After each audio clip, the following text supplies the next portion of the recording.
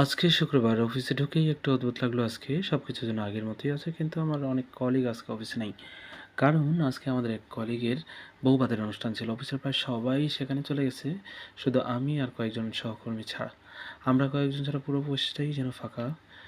অফিসের সব ডেস্কগুলো সাজানো, চেয়ারগুলো ঠিক জায়গায়ই ছিল, কম্পিউটার আছে, ফাইল আছে।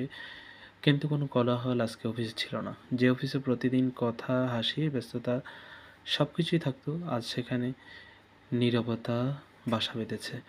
ল্যাপটপ খুলে কাজ করতে বসছিলাম, কিন্তু মাঝে মাঝে মনে হচ্ছিল আজ অফিসটা যেন একটু অন্যরকম, অদ্ভুত।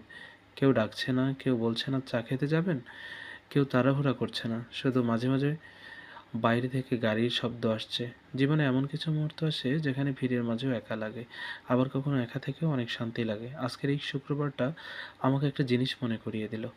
মানুষ আসলেই একটা জায়গাকে প্রাণ দেয়। অফিস তো একই আছে, কিন্তু আজকে মানুষ নেই বলে সব কিছু এত নীরব। কয়েক মিনিট দাঁড়িয়ে পুরো অফিসটা দেখলাম। মনে হলো এই নীরবতাও এক ধরনের স্মৃতি।